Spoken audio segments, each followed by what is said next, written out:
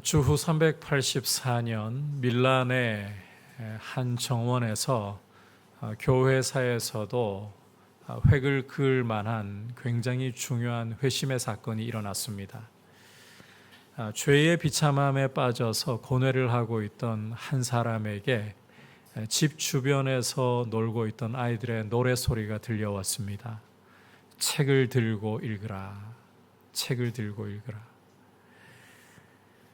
이 아이들의 노래소리가 이 고뇌하고 있던 사람에게 마치 하나님의 음성처럼 가슴에 닿았고, 그는 가까이에 있던 성경을 들어 펴서 그의 시선이 닿는 첫 구절을 읽었습니다. 그 구절이 바로 오늘 말씀 13절과 14절입니다. 낮에와 같이 단정히 행하고 방탕하거나 술 취하지 말며 음란하거나 호색하지 말며 다투거나 시기하지 말고 오직 주 예수 그리스도로 옷 입고 정욕을 위하여 육신의 일을 도모하지 말라. 이 말씀이 그의 눈을 통해서 가슴에 주님의 음성으로서 빛으로서 완전히 그의 마음을 사로잡으면서 그는 주 예수 그리스도를 구주와 주님으로 영접하고 회심을 하게 되었습니다. 이 사람은 후에 사도 바울 이래로 교회사에서 가장 위대한 신학자로서 여겨지게 된 사람입니다. 그 이름이 바로 히포의 어거스틴이라는, 여러분 아마 성 어거스틴으로 알고 있는 분입니다. 오늘은 이렇게 이 어거스틴을 회심케 했던 말씀을 함께 살펴보면서 예배자로서 우리가 어떠한 삶을 살아야 할 것인가, 이 예배 부분의 마지막 단락을 통해서 주시는 말씀에 귀를 기울이려고 합니다. 첫 번째 메시지는 자다가 깰 때가 벌써 되었다는 사실을 알아야 한다. 자다가 깰 때가 벌써 되었다는 사실을 알아야 한다. 쉽게 이야기하면 때를 알아야 한다는 것입니다. 때를 아는 그리스도인이 바로 예배자의 모습이다. 함께 11절부터 해서 12절 전반부까지 한 목소리로 보겠습니다. 시작. 또한 너희가 이 시기를 알거니와 자다가 깰 때가 벌써 되었으니 이는 이제 우리의 구원이 처음 믿을 때보다 가까웠음이라. 밤이 깊고 낮이 가까웠으니. 함께 읽은 말씀에서 사도 바울은 너희가 이 시기를 알거니와 라고 말씀을 하고 있는데, 우리말로 이렇게 좀 이해를 하시면 좋겠습니다. 너희가 이 시기를 알아야 한다. 시기를 알아야만 한다. 이 때를 안다는 것은 사람에게 굉장히 중요한 문제입니다. 이 때를 아는 것은 우리의 처신, 우리의 행동을 결정하고 심지어 우리의 운명에까지도 영향을 끼칠 수가 있기 때문입니다. 우리 주님이 이 땅에 오셔서 사람들의 모습을 보시면서 가장 크게 탄식하셨던 모습 중에 하나는 사람들이, 특히 유대인의 지도자라고 자부하는 바리새인들이 때를 알지 못한다는 것이었습니다. 너희가 하늘의 날씨는 분별하면서도 어찌하여 시대의 표적은 알지 못하느냐. 바람이 불고 구름이 일고 노을이 지고 이러한 것들을 보면서 비가 오겠다, 날이 굳겠다, 맑은 날이겠다, 이런 날씨는 얼마든지 잘 분별을 하는데, 정작 우리 주님이 행하시는 표적을 보고서도 이분이 하나님의 나라의 왕이시다, 메시아이시다 깨닫지를 못하고 어떤 시대인지를 알지 못한다는 거죠. 여러분, 거듭 강조하지만 이 때를 안다는 것은 단순히 머리로만 어떠한 때인가 안다는 것이 아니라 우리의 처신, 우리의 행동을 결정하고 심지어 우리의 운명에까지 영향을 미치는 중요한 일이다. 이걸 여러분 기억하셔야 합니다. 이 때를 구분을 정말 잘해야 돼요. 예컨대 여러분이 평시에는 그냥 늘 하던 대로 먹고 마시고 장가가고 시집가도 문제가 없습니다. 그런데 전시가 되고 유사시가 되었다. 그러면 여러분이 평상시 하던 대로 그냥 먹고 마시고 장가가고 시집가고 당연히 내일이 오겠지, 이럴 수가 없어요. 피난을 가든지 총을 들고 싸우든지 그게 올바른 처신인 거죠. 평상시 같이 했다가는 목숨이 보장이 안 되는 거예요. 그래서 이렇게 여러분 때를 안다라는 것이 얼마나 중요한가. 우리의 처신을 결정하고 우리의 운명까지도 결정해버리는 것이 이 때를 아는 문제이다. 자, 그렇다면 사도 바울은 이 시기, 다시 말해서 지금이라는 때가 어떠한 때라고 묘사를 하고 있는가? 자, 바로 이어지는 말씀에서 자다가 깰 때가 벌써 되었다라고 말씀을 하고 있습니다. 자다가 깰 때가 벌써 되었다. 여러분, 사도 바울은 오늘 우리로부터 약 2000여 년간 이 간극이 벌어져 있는 사람이잖아요. 그러니까 이 바울이 말한 지금이라는 것은, 이 시기라는 것은 약 2000년 전 무렵이라고 우리가 보아야 되는 것이고, 우리에게는 태고적의 일이 아닌가, 너무 먼 일이 아닌가. 하지만 2000년가량의 세월이 지났음에도 불구하고 바울 당시의 지금이나 우리가 살고 있는 지금이나 여러분 본질적으로 동일하다는 사실을 꼭 기억을 하셔야 합니다. 바울 당시의 지금이나 우리가 살고 있는 지금이나 본질적으로 동일하다. 왜냐하면 그때의 지금이나 오늘의 지금이나 모양은 달라 보일지 몰라도, 시간적으로는 달라 보일지 몰라도 동일하게 말세라는, 종말이라는 때 가운데에 포함되어 있기 때문입니다. 여러분, 우리가 성경에서 말세 또는 종말이라고 하면 흔히들 떠올리는 것이 예수님의 재림하시는 순간입니다. 예수님 재림하실 때가 종말 아닌가, 말세 아닌가. 그런데 성경을 여러분께서 보시면 이 말세 또는 종말이라고 하는 게 단순히 예수님 재림하시는 때를 가리키고 있지 않아요. 오히려 예수님이 이 땅에 성육신하신 초림의 순간부터 심판주로 다시 오실 이 재림의 시간까지 전 기간, 다시 한번 설명드립니다. 예수님이 이 땅에 초림으로 오신, 성육신하여 오신 그 순간부터 심판주로 다시 오시는 이 재림의 순간까지 전 기간을 말세 혹은 종말이라고 하는 겁니다. 따라서 바울이 이 시기, 지금이라고 말씀하는 때나 우리가 살고 있는 이 시기, 지금이라고 하는 때나 동일하게 이 말세 안에 포함이 되어 있다라는 거예요. 그래서 본질적으로 지금이라고 해도 오늘 말씀에서 지금이라고 그대로 받아들이는 것이 우리에게 유익하다. 제대로 때를 파악하는 것이다 라는 것입니다. 그리고 이 말세를 살아가는 우리에게 정말 중요하게 기억해야 할 핵심은 이 때가, 지금이라는 이 때가 자다가 깰 때라는 것입니다. 자다가도 깰 때이다. 우리 구원이 처음 믿을 때보다 더욱 가까워진 때이다. 이 사실입니다.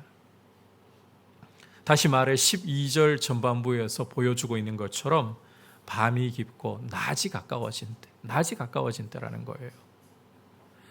참고로 우리 구원이 더 가까워졌다는 말은 우리 구원의 완성이 더 가까워졌다 이런 뜻입니다.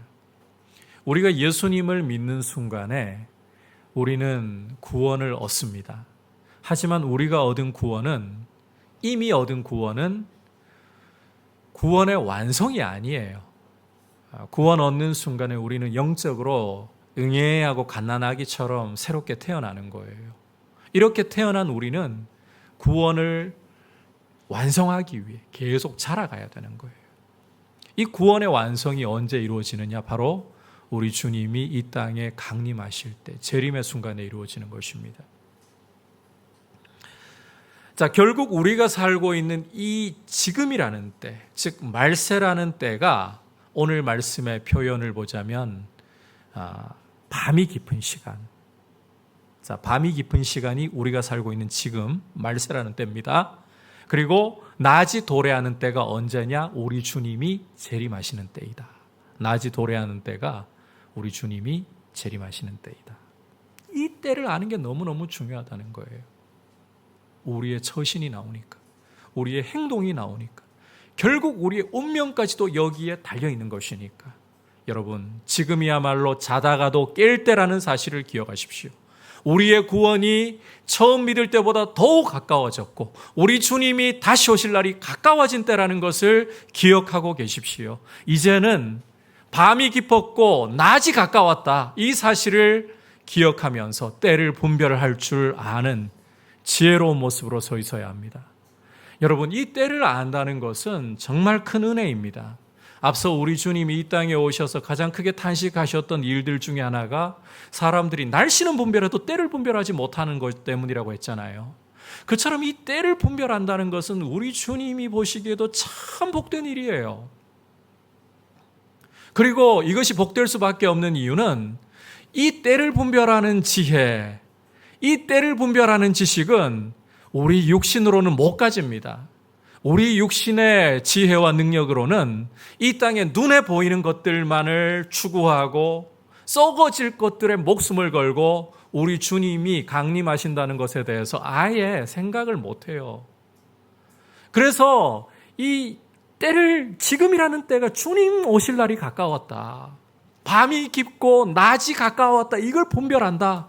이건 성령께서 지혜를 주시고 성령께서 함께 하시면서 우리의 지각을 밝히신다, 이 은혜를 입고 있다는 것입니다. 그래서 때를 분별하는 것이야말로 참 큰 은혜를 입은 것이구나. 그런데 여러분, 오늘 말씀을 들으면서 여러분 가운데 혹 이런 생각이 드는 분이 계실지도 모르겠어요. 오늘 이 말씀을 하고도 2000년이라는 세월이 지났는데 주님 오실 날이 가까웠다라고 그때도 이야기를 했는데 2000년 세월 여러분 장난입니까? 말이 쉽지 이게 장난입니까? 아직도 주님 안 오고 계시잖아요. 그렇다면 주님이 오실 때가 되었다, 이 이야기가 진짜 제대로 된 약속이긴 한 건지, 공수표를 남발하시는 건 아닌지, 이런 의문을 품을 수도 있을 것 같습니다. 여러분, 베드로후서 말씀을 읽어보면 그 말씀이 기록되던 당시에도 교회 안에는 주의 강림하신다는 약속이 어디 있느냐, 만물이 처음 창조된 그때로부터 지금까지 그대로 서 있지 않느냐 조롱하는 사람들이 있었어요. 그때만 해도 예수님 강림하신다는 게 낯설게 사람들이 꾸며낸, 지어낸 이야기 정도로 보이는 그런 사람들이 교회 안에서 이 약속을 조롱했습니다. 그러다 보니 2000년이 지난 지금, 2000년이 지나고도 주님이 오시지 않는 이 상황을 보면서 주의 약속이 어디 있느냐, 조롱이라도 하면 다행이고 아예 이 사실을 망각해버리고 살아갈 수가 있다는 거예요. 그런데 여러분, 우리 주님이 다시 오신다는 이 약속은 어떤 이들이 생각하는 것처럼 결코 더딘 것이 아닙니다. 우리 주님께는 한번 따라 합시다. 하루가 1000년 같고 1000년이 하루 같습니다. 우리가 보기에 2000년이라는 세월, 정말 유구한 세월이고 세상이 변해도 참 많이 변한 아득한 세월처럼 보이지만 우리 주님께는 그저 하루와 같을 뿐입니다. 시간을 초월해 계시고 시간의 주관자이신 분께 이 2000년이라는 세월은 우리가 보는 거하고 달라요. 그러면 주님이 왜 빨리 안 오십니까? 빨리 오신다면서요. 자다가 깰 때가 되었다면서요.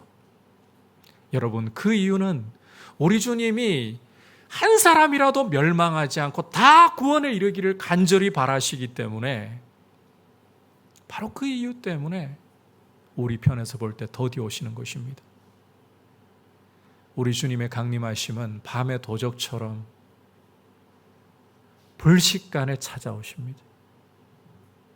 그러므로 여러분, 주님 오실 때가 되었다, 자다가도 깰 때가 되었다, 성령께서 열어주시는 이 지각을 가지고서 우리가 지금은 낮이 가까운 때라고 생각하고 때를 잘 분별하는 이 은혜 가운데 굳게 서 있기를 주님의 이름으로 축복합니다. 때를 분별하는 게 지혜이다. 성령께서 우리에게 은혜를 주고 계시는 증거이다. 이거 꼭 기억하십시오. 자, 그렇다면 이제 낮이 가까웠다라는 사실을 안다면 어떻게 처신을 해야 할 것인가? 한번 따라합시다. 빛의 갑옷을 입어야 합니다. 예수 그리스도로 옷 입으라는 말입니다. 이 빛의 갑옷을 입는다는 것은 예수 그리스도로 옷을 입는다. 자, 함께 12절 후반부 그러므로부터 14절까지 다시 함께 한 목소리로 보겠습니다. 시작. 그러므로 우리가 어둠의 일을 벗고 빛의 갑옷을 입자. 낮에와 같이 단정히 행하고 방탕하거나 술 취하지 말며 음란하거나 호색하지 말며 다투거나 시기하지 말고 오직 주 예수 그리스도로 옷 입고 정욕을 위하여 육신의 일을 도모하지 말라. 자, 우리가 함께 읽은 방금 이 말씀이 어떻게 처신을 해야 하는가 구체적으로 보여주고 있는 말씀입니다. 바울은 이 부분에서 옷을 벗고 입는 모티브를 사용해 가지고 우리의 처신을 잘 보여주고 있습니다. 현대에 와서도 그런 요소가 아예 없는 것은 아니지만 특히 고대의 이 옷이라는 것은 우리의 소속, 우리의 신분을 보여주는 굉장히 중요한 하나의 지표였습니다. 때를 아는 그리스도인으로서 제대로 신분의 소속에 어울리기 위해서 먼저는 소극적으로 어둠의 일이라는 옷을 벗어야 된다. 사도 바울은 어둠의 일이라는 옷을 벗으라고 우리에게 우리의 처신을 보여주고 있습니다. 여러분, 이 어둠 혹은 밤이라는 이미지는 숨을 수 있고 숨길 수 있는 이미지입니다. 그래서 이 죄와 마귀의 일을 보여주는 이미지로 성경에서 주로 쓰여요. 특히 사도 요한이 이 이미지를 굉장히 즐겨 활용을 합니다. 따라서 오늘 12절의 이 어둠의 일이라는 옷은 죄와 죄에 이르게 되는 습관을 가리키는 거예요. 마귀의 일을 가리키고 있는 거예요. 여러분, 우리가 앞서 말씀을 보면서 낮이 가까웠다. 우리 구원이 가까웠다. 이 말씀을 함께 살펴보았잖아요. 그 말인즉슨 우리의 소속이 어디라는 겁니까? 밤입니까? 낮입니까? 낮이라는 거예요. 낮에 속해 있는 사람이라면, 우리의 소속이 낮이고 우리의 신분이 빛이라면 우리가 이 어둠의 일을 입는다, 옷으로 입는다. 이게 우리에게 어울리는 모습이라고 생각을 하십니까? 며칠 전에 저희 아이가 이제 학교에서 경주에 학년 전체가 놀러 간다고 옷 입는 것 때문에 굉장히 고민을 하더라고요. 다음 날 아침에 이제 놀러 가는데 학교에 태워주면서 전날 밤에 옷 입는 문제 때문에 그렇게 많이 고민을 했었기 때문에 이야기를 나누면서 그런 이야기를 좀 들려주었어요. 이 자리에 우리 대학교 1학년 신입생들한테는 조금 미안한 이야기이지만 대학교를 다니면서 그리고 시간이 지나서 뭐 대학을 졸업해서도 마찬가지고 1학년들은 딱 구분이 된다. 옷 입고 화장한 것을 보면 딱 구분이 된다. 뭔가 어색하다. 너희 때에 가장 잘 어울리는 건 너희답게 입는 거야. 여러분, 우리가 빛의 소속이라면, 우리 신분이 빛이라면 어둠의 일은 전혀 어울리지 않는 옷이에요. 입고도 어색하고 불편하고 괴로워요. 자, 그렇다면 우리가 이 벗어버려야 할 이 어둠의 일이라는 옷은 구체적으로 어떤 것인가? 14절을 보시면 정욕을 위하여 육신의 일을 도모하지 말라고 했잖아요. 이 육신의 일이 바로 어둠의 일이라는 옷입니다. 좀 더 구체적으로 13절로 올라가 보시면 대표적으로 어둠의 일들 몇 가지를 명기를 하고 있는데 방탕함과 술 취함, 음란함과 호색함, 다툼과 시기, 이러한 것들이 바로 어둠의 일이라는 옷이라는 것입니다. 여러분께서 갈라디아서 5장에서는 이보다 좀 더 상세한 목록을 볼 수가 있어요. 여러분, 이런 옷들은 벗어버려야 하는 옷들이라는 거예요. 이런 옷을 걸치고 있으면 방탕하고 술 취한, 그리스도인이 방탕하고 술 취한 채로 옷을 입고 있으면 그 양심이 늘 찔리고 불편합니다. 남들이 이 어두움의 옷을 입고 있기 때문에 남들이 나를 볼 때에도 자꾸 가릴 게 생겨요. 숨을 게 생겨요. 음란함과 오세감도 마찬가지예요. 배우자를 충실하게 사랑하지 않고 딴 데 눈 돌리면서 모텔에서 낯선 사람을 낯설지 않으니까 만나겠죠. 아무튼 만난다. 이거 떳떳하게 합니까? 숨어서 하지. 그러면서 구원받은 그리스도인이 그런 짓을 하면요, 불편하고 괴로워요.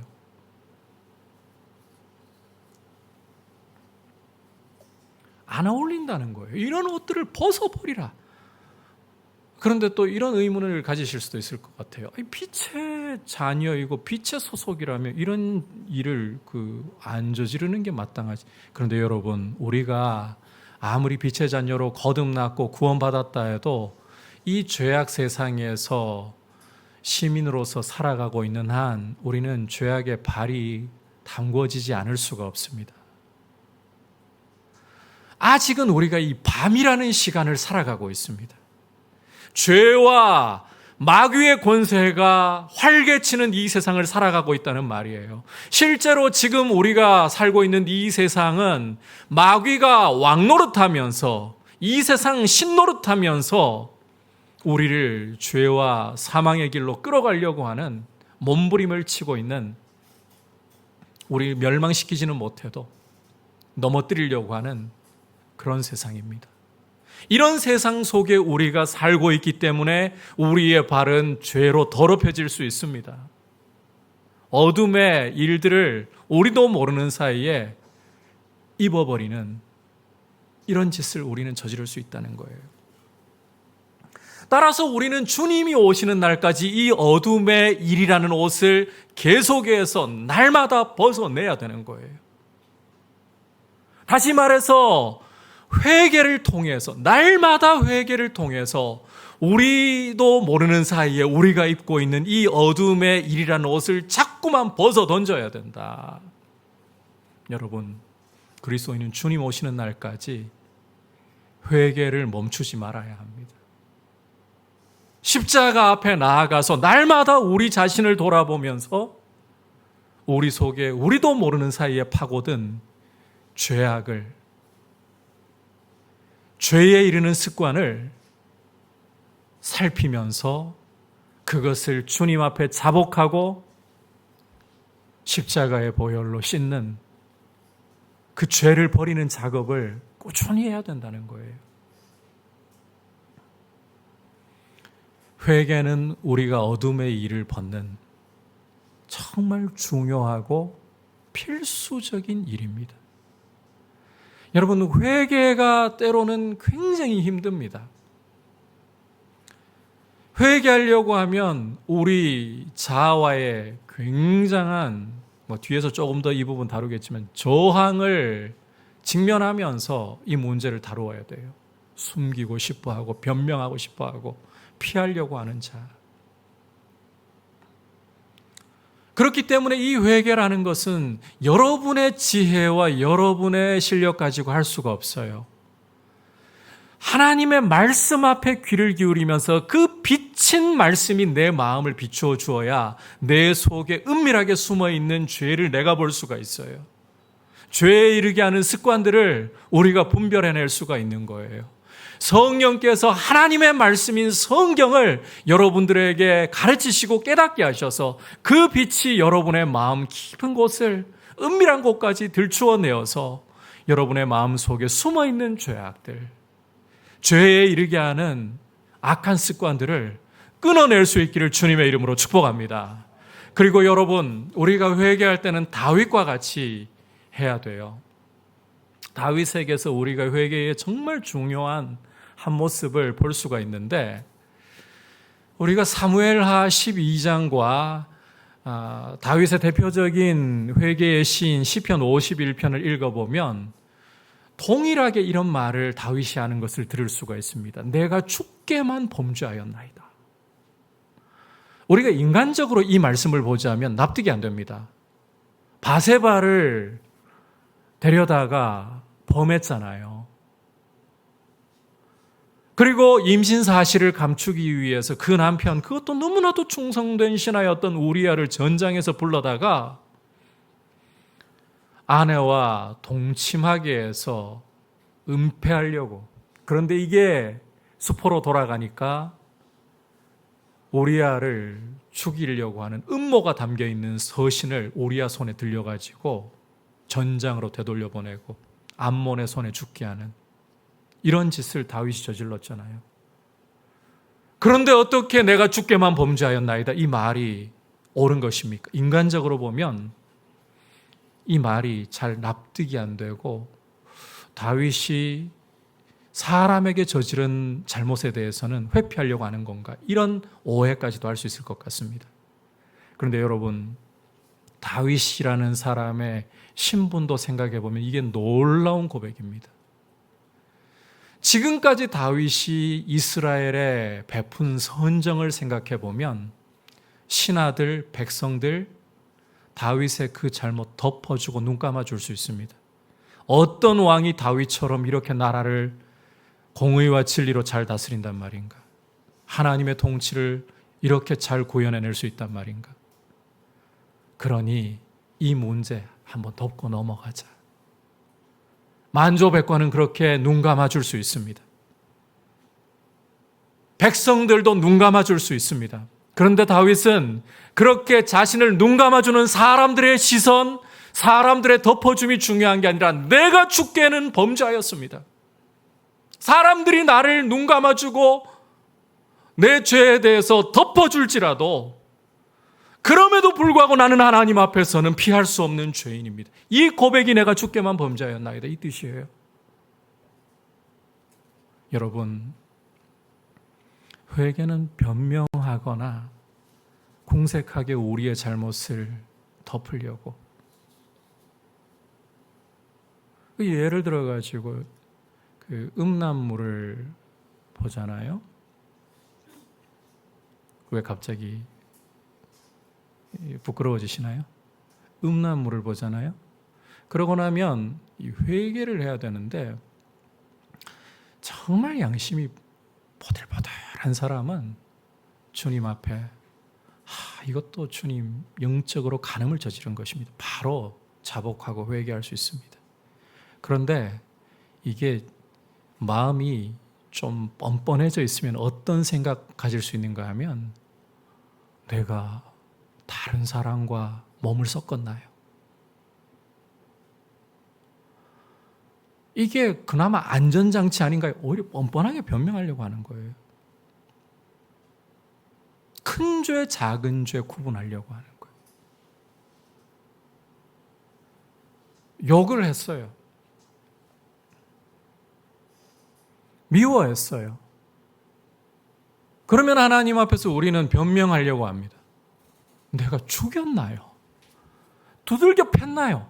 상해를 끼쳤나요? 그나마 욕하고 차라리 미워하는 게 덜한 거죠, 하나님. 우리 얼마나 뻔뻔한지 몰라요. 이게 우리예요. 그래서 주의 말씀이 성령의 빛 가운데 우리 구석구석까지 비추어 주실 때, 다윗처럼 사람들은 나를 괜찮다고 눈 감아주고 내가 한 일이 직접적으로 저지른 것이 아니기 때문에 차라리 이게 완충이 되었다라고 변명하고 싶을지라도 주님 앞에서 나는 죄인입니다.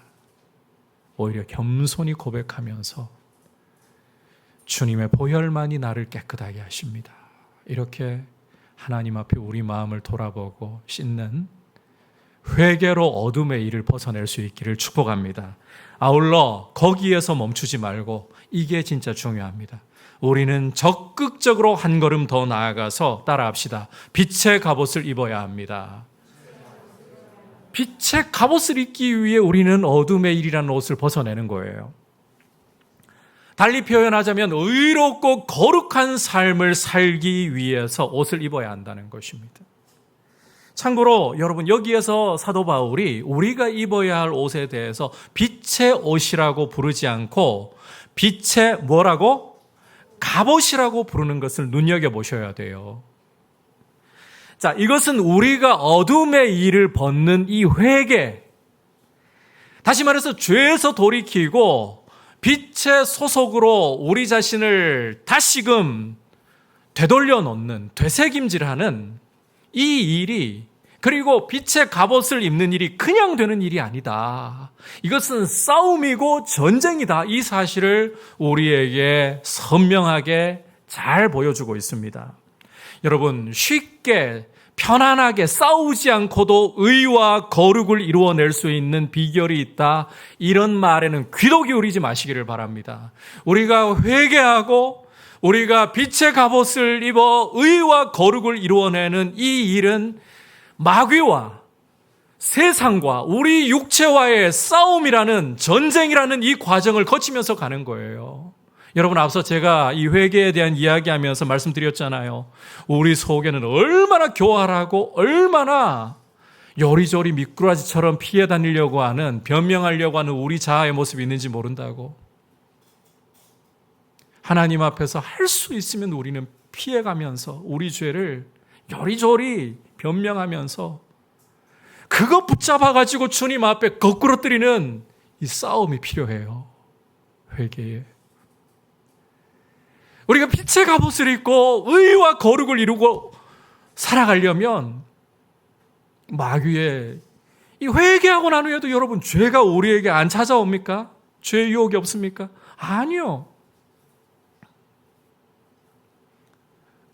특히 우리가 이 죄에 중독이 되어 있으면요, 죄의 습관이 되어 있으면 회개하고 나서도 이 습관이 우리에게 너무 달콤하게 유혹으로 또 와요. 돌아서는 순간, 아니 기도가 다 끝나기도 전에 또 찾아와요. 그게 우리의 내면에서 일어나는 일이에요. 싸워야 되는 거예요. 그래서 예수를 안 믿었고 영적인 감각이 없으면 그냥 나쁜 짓을 저지르면 내가 이게 양심에 조금은 찔린다, 이런 생각은 가지고 그 사람들한테 좀 미안해할지는 모르겠습니다. 뻔뻔한 사람이라도 어느 정도는 그럴지 모르겠습니다. 그런데 그렇게 안 싸워요. 싸울 일도 없어요. 내가 크게 잘못했나 이렇게 넘어가 버리려고 해요. 그런데 우리는 그런 차원으로 싸우는 게 아니에요. 어둠의 일을 벗어버리고 의와 거룩함을 이루려고 싸우는 거예요. 그러다 보니까 그런 싸움 안 하는 때가 부러울 때도 있어요. 예수 괜히 믿어가지고 없던 내 속의 갈등, 이전 같으면 이 죄라고 부르지도 않을 일들을 이제는 죄라고 부르면서 이것과 싸워야 하나, 이 싸움이 너무 괴로워, 이런 심경이 일어날 수도 있을 정도예요. 싸움이기 때문에 그래요. 그런 생각이 일어나는 게 정상이에요, 여러분. 그게 이상한 일이 아니라 그게 정상이라고요. 우리가 거룩함을 이루어가려면 그런 싸움을 하면서 가는 거예요. 나만 그런 싸움을 하고 있는 게 아니라 옆에 사람들도 속에서 더 예민해질수록, 주님 가까이 더 다가갈수록 더 그런 모습들이 더 선명해져요. 그런 가운데 또 주님 주시는 안식과 위로와 기쁨이 오는 거예요. 그게 정상이에요. 싸워야 됩니다. 신앙생활은 땀이 흐르지 않고 눈물이 흐르지 않고 수고 없이 가는 게 아닙니다. 전쟁터예요. 전쟁터. 거룩함을 이루기 위한 전쟁터예요. 그리고 여러분 이 사실 꼭 기억하십시오. 오늘 말씀 14절에서 이 빛의 갑옷을 입는 것을 가리켜서 주 예수 그리스도로 옷 입는 거라고 했잖아요. 의와 거룩을 이루는 것은 주 예수 그리스도로 옷을 입는 것이에요.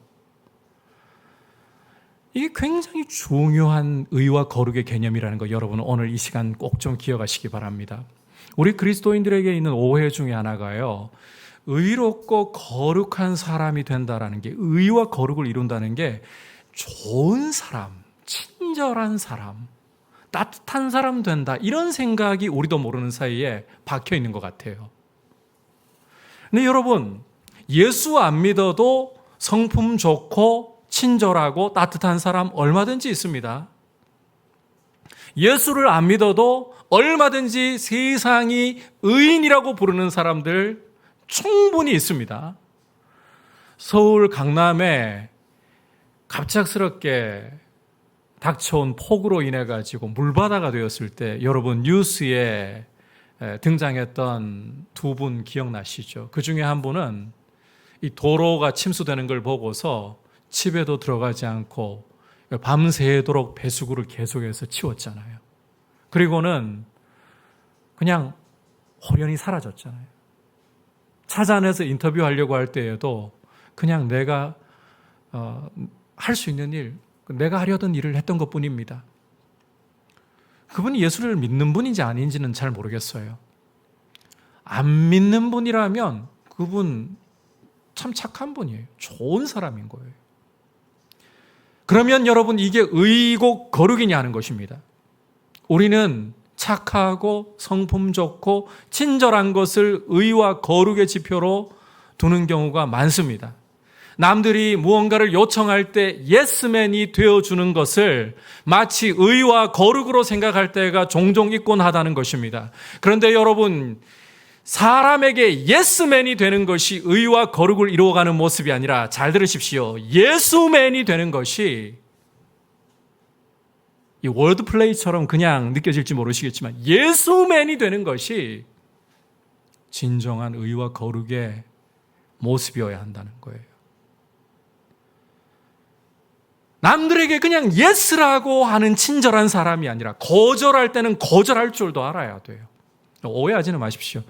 그렇다고 해서 이제는 나는 나쁜 남자, 나쁜 여자 스타일로 살아갈 거야, 불친절하지도 마십시오.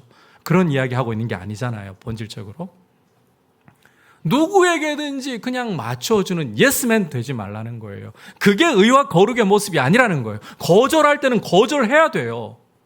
나쁜 짓 같이 하자 할 때 여러분 예스 하면 되겠습니까? 거절해야지. 그리고 여러분들의 일상이 여러분이 해야 할 일 못한 채로 남에게 끌려다녔어야 되겠습니까?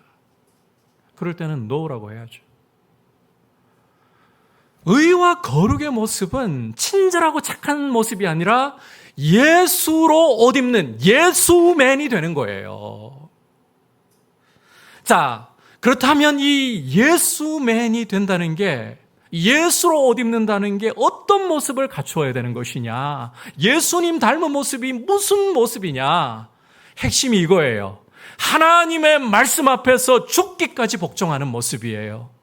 여러분, 하나님의 말씀이라면 나의 계획이 있어도, 나의 감정이 있어도, 나의 판단이 있어도 그것을 다 접어놓고 말씀 앞에 예스라고, 전적으로 예스라고 순종하려고 하는 태도.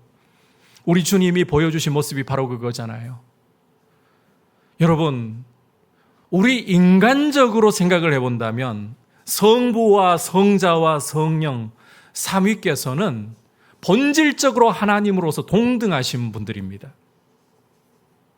그게 삼위일체예요. 성부와 성자와 성령 삼위께서는 하나님으로서 본질적으로 동일하시다. 구분되셔도 동일하시다. 동등하시다. 동일하시다라기보다 오해 없도록 동등하시다. 자, 그러면 만약이라고 했습니다. 성부가 난 아버지니까, 제 1위니까 내가 최고야, 아들 9표, 3위인 성령 9표, 뭐 이런 식으로 하면 어떻게 되겠습니까?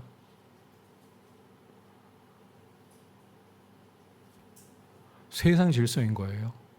그게 세상의 논리인 거예요. 우리 주님은 아버지에게 그렇게 하지 않으셨어요. 동등하신 하나님이심에도 불구하고 자기를 하나님인 것처럼 주장하지 않으시고 자기를 비워서 우리와 똑같은 사람의 형상으로 오셨고 거기서도 자기를 낮추셔서 십자가에 죽기까지 말씀 앞에 복종하셨어요. 복종해라고 해서가 아닙니다. 자기를 들여 말씀 앞에 죽기까지 복종하셨어요. 이 온유와 겸손, 이게 온유와 겸손입니다. 부드러운 성품, 남들보다 유한 성품, 그게 온유와 겸손이 아니라 하나님 말씀 앞에 서라면 그냥 엎어지고 꺾여질 수 있는 태도, 이게 온유와 겸손이고 이게 예수님을 닮은 모습의 핵심입니다. 이왕이면 다홍치 말라고 여러분들 주변 사람들에게 친절할 수 있다면 친절하십시오. 따뜻할 수 있는 사람들이 되십시오. 그러나 우리가 본질적으로 추구해야 할 모습은 좋은 사람이 아니라 의와 거룩함을 가지는 사람들. 하나님의 말씀 앞에 예라고 말씀 앞에서는 전적으로 예스맨이 되는 진정한 예수맨들. 이게 우리가 입어야 할 빛의 갑옷이고 예수 그리스도로 옷 입는 모습입니다. 이런 모습으로 우리가 의와 거룩함을 주님 오실 때까지 계속해서 이루어가면서 낮에 속한 사람들답게 서가기를 주님의 이름으로 축복합니다. 그래서 여러분, 결국은 말씀 앞에 순종하는 태도잖아요. 11월, 12월이 어떤 달이라고요? 성경 다독의 달입니다. 말씀 가까이. 말씀을 자꾸 묵상하려고 노력하시길 바랍니다. 여러분, 오늘 우리가 함께 예배자로서 어떤 모습을 갖춰야 되느냐? 때를 분별할 줄 알아야 한다 했어요. 그게 진짜 축복이에요. 밤이 깊고 낮이 가까웠다. 우리 주님 다 강림하실 때가, 재림하실 때가 가까웠다. 그러므로 자다가도 깨어 일어나야 할 때이다. 그리고 나의 처신이 어떠해야 한다고요? 빛의 갑옷을 입어야 된다. 예수로 옷 입어야 된다. 그건 좋은 사람 되는 게 아니라, 의와 거룩은 좋은 사람 되는 게 아니라 예수님 닮은 사람 되는 거. 예수님처럼 하나님의 말씀 앞에 꺾이고 순종하는 태도를 가지는 것. 이러한 모습으로 우리가 의와 거룩을 이루어갈 수 있기를 축복합니다. 이제 말씀을 생각하면서 함께 찬송가 259장 고백드리겠습니다.